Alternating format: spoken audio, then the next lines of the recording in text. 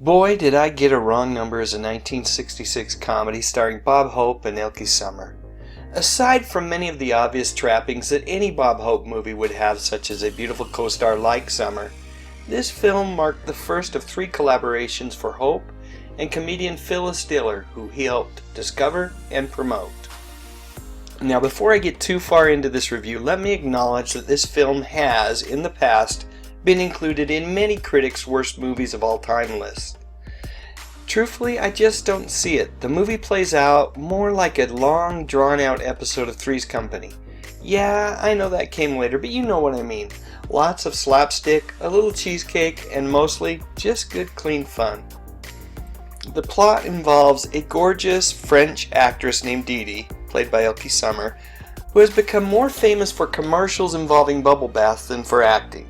Fed up with the situation, she winds up running away for a while to Oregon, where she encounters a middle-aged, married realtor, played by Bob Hope, who agrees to secretly assist her and thereby becomes enmeshed in various complications. The chemistry between Hope and his co-star Sommer is pretty darn good. I've always heard that Bob was a generous co-star in terms of making sure that those who worked alongside him were able to give their very best performance. He was always good about patiently helping to coax it out of them, and I really believe that is what happened in this film. Sommer is funny. Now, I'm going back to Three's Company in a very Suzanne Summers kind of way. It's a delightful performance. Really, I think it's one of her best. And Diller? Well, I never really thought she was all that funny, but in this film, as the family's maid, she's just great.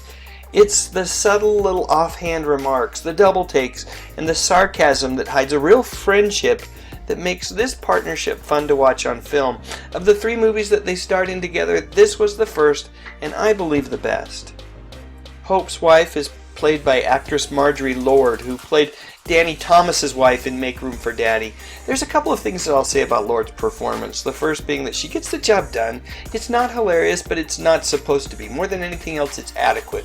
Perfunctory. She is the long-suffering wife to Bob Hope's Thomas Meade character. You know this isn't the first time he's gotten himself into a pickle, and yet she stays. The second thing is, oh my gosh, how high does that hair go? Seriously, this photo doesn't even do her hair justice in the movie.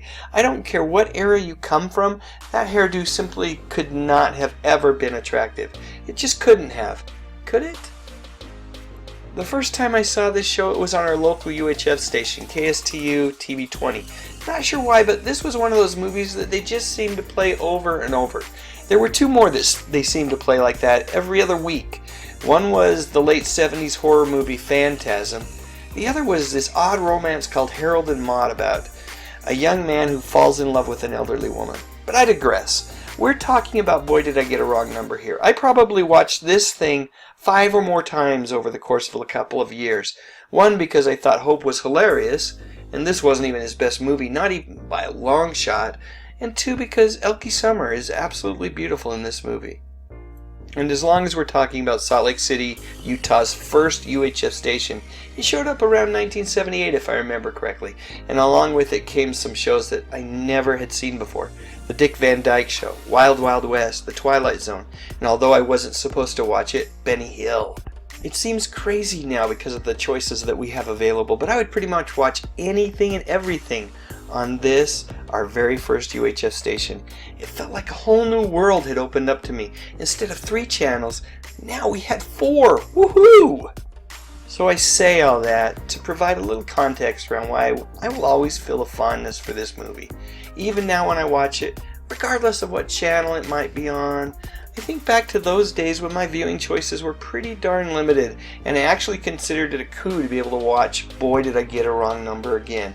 I'm dating myself here, but there was no opportunity to watch it again until it was broadcast again.